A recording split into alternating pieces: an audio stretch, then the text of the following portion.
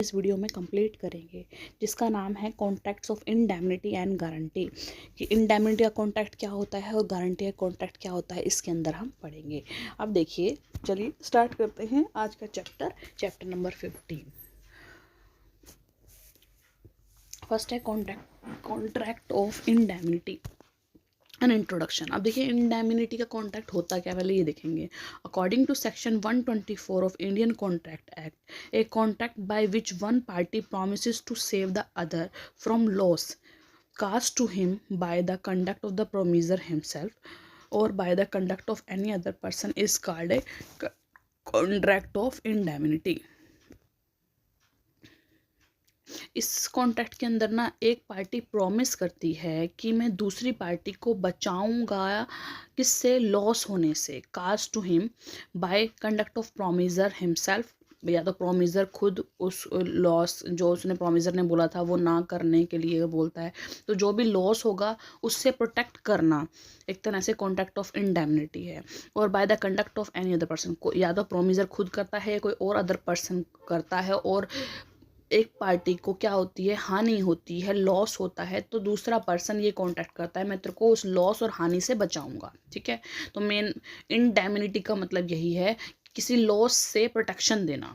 ठीक है, कि भाई आने वाले टाइम पे अगर कोई अनसर्टेन इवेंट ऐसा घट गया कि इस कॉन्ट्रैक्ट के अंदर इस पर्सन को हानि होती है, लॉस होता है, तो मैं उस पर्सन के लॉस को कवर अप करूंगा, उस पर्सन को लॉस से प्रोटेक्ट करूंगा। ठीक है, example, Amit contract with Rajesh that he will indemnify Rajesh against the consequences of proceeding which Rahul may take against Rajesh. देखो, अमित ने कॉन्ट्रैक्ट किया राजेश के साथ कि अगर कि वो राजेश को इंडेमनीफाई करेगा, उसकी सुरक्षा करेगा हानि से, मीन्स उसका प्रोटेक्शन करेगा लॉस से, अगेंस्ट द कॉन्सिक्वेंस ऑफ, जैसे भी कॉन्सिक्वेंस होते हैं प्रोसीडिंग के, विच Rahul may take against Rahul, जो राजेश राहुल के अगेंस्ट कर रहा है। If Rajesh has to pay 20,000 as a consequence of such proceeding, अगर राजेश को उस प्रोसीडिंग करने के लिए 20,000 रुपये पे करने हैं, Amit will have to pay that amount because he has promise to indemnify Rajesh.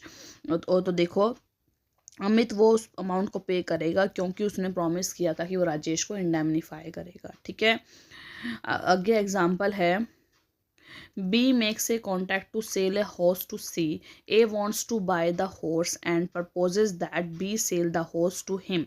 देखो, बी ने कॉन्ट्रैक्ट कर लिया सी के साथ कि वो सी को अपना हॉर्स बेचेगा, लेकिन ए को उसका हॉर्स पसंद आ गया और उसने बोला कि भाई बी तू मुझे बेच दे ये horse, and if C resorts to legal proceeding, अगर देखो सी तुम्हारे ऊपर केस डालता है, लीगल प्रोसीडिंग करता है तुम्हारे ऊपर, तो ही यानी A will be responsible for any damages that might have to be paid by B. तो जो भी बी के द्वारा कोई भी जो बी को जो भी डैमेज होती है, जो भी लॉस होता है, वो ए पे करेगा। ठीक है, what A is proposing is a contract of indemnity and indemnify B.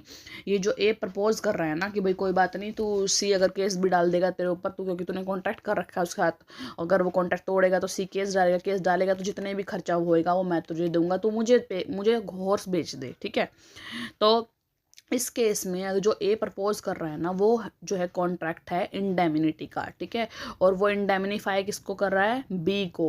किसको प्रोटेक्शन दे रहा है लॉस से, बी को। कोई भी लॉस हुआ इस केस के अंदर तो मैं उसको प्रोटेक्ट करूंगा, मैं वो लॉस बियर आउट करूंगा, that he might suffer from the proceeding against him by C. ठीक है, अगर इसको समझाना हो तो देखो, बी और सी इन्होंने कॉन्ट्रैक्ट किया था, बीच में इनका कॉन्ट्रैक्ट था कि जो बी है अपना हॉर्स किसको देगा, इसको, सी को। ठीक है, ए आया, इसको इसने हॉर्स को देखा, इसको बड़ा अच्छा लगा। ठीक है, लगा तो इसने बी को बोला, बी को क्या बोला कि ये अपना हॉर्स ना मेरे को दे दे।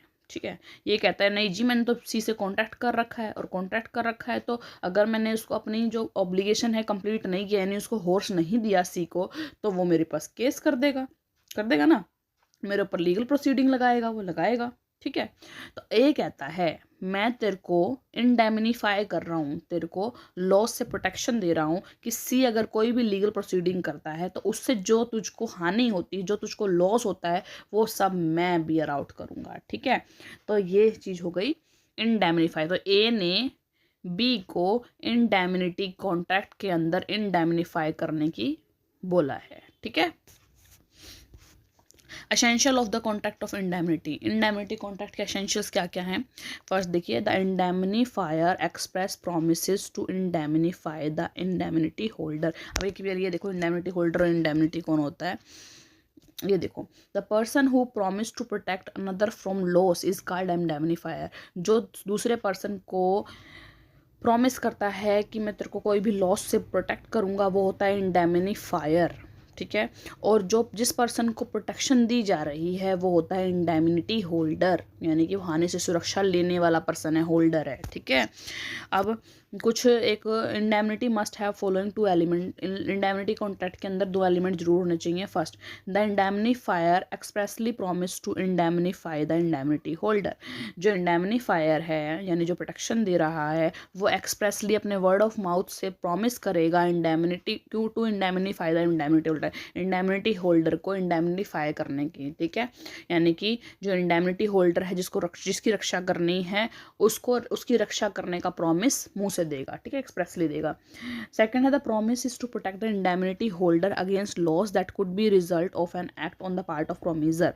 यानी कि जो काम इंडेमनिटीफायर ने किया है, प्रोमिसर ने किया है, जो थर्ड पार्टी के रिगार्डिंग, जो उस एक्ट से जो भी लॉस होगा वो सब इंडेमनिटी होल्डर को इंडेमनिटीफायर पे करेगा। ठीक है।